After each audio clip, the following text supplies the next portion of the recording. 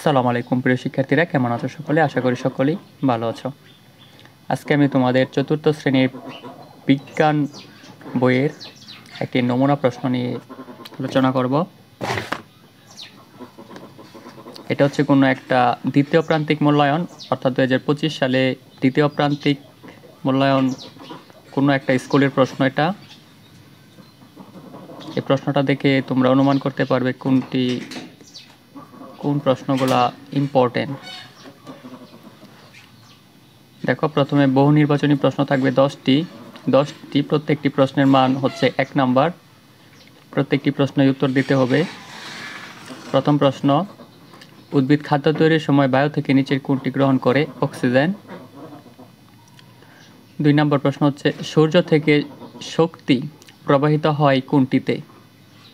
এটা হচ্ছে সূর্য থেকে শক্তি প্রবাহিত হয় কোনটিতে? মানুষ, প্রাণী, উদ্ভিদ, মাছ। এটা হবে উদ্ভিদ।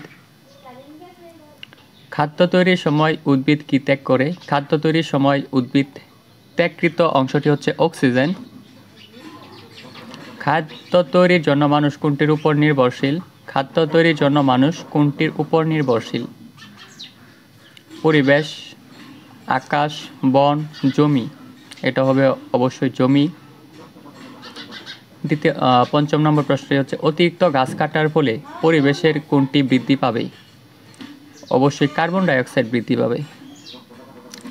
এখানে কার্বন ডাইঅক্সাইড নাই, তবে প্রাকৃতিক দুর্যোগ ছোট গতি আছে। প্রাকৃতিক দুর্যোগ। পরিবেশ পরিবর্তনের প্রাকৃতিক কারণ কোনটি? ঘরবাড়ি নির্মাণ, পরিবেশ পরিবর্তনের ফলে রাস্তাঘাট নির্মাণ, নদী ভরাট, বন্যা। এই প্রশ্নটা বোঝা যাচ্ছে না কোনটা হবে উত্তর।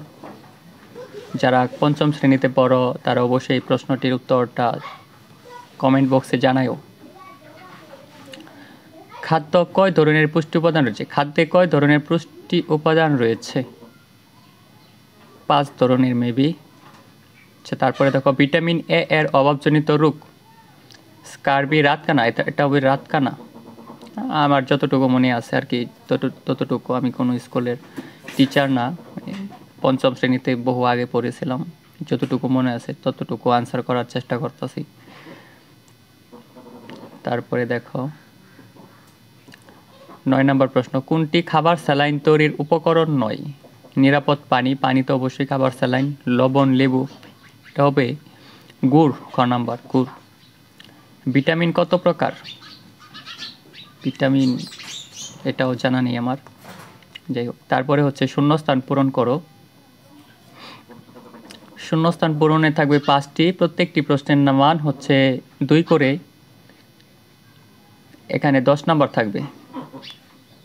তোমরা দেখে নাও, এই শূন্যস্থানটি এসেছিল কোনো একটা স্কুলে, তোমরা এটা পড়তে পারো।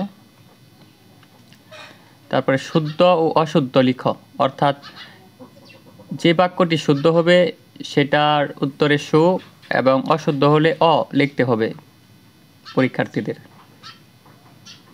তারপরে হচ্ছে ডান বাম, ডান এবং বাম অর্থাৎ মিলান্তি যেটাকে বলা হয়। এখানে প্রশ্ন থাকবে 5টির উত্তর দিতে হবে। প্রত্যেকটি প্রশ্নের মান হচ্ছে 2 করে। তারপরে দেখো, সংক্ষিপ্ত প্রশ্নের উত্তর দাও। এখানে 10টি প্রশ্ন থাকবে সংক্ষিপ্ত প্রশ্ন, যা প্রত্যেকটি প্রশ্নের মান হচ্ছে 3 করে। 30 নম্বর থাকবে এখানে। তারপরে দেখো, সৃজনশীল প্রশ্ন। এখানে 8টি প্রশ্ন থাকবে, 4টি প্রশ্নের উত্তর দিতে হবে। প্রত্যেকটি প্রশ্নের মান হচ্ছে 4। এটা সৃজনশীল প্রশ্ন না, আর কি বড় প্রশ্ন ওই আর কি, বর্ণনামূলক প্রশ্ন।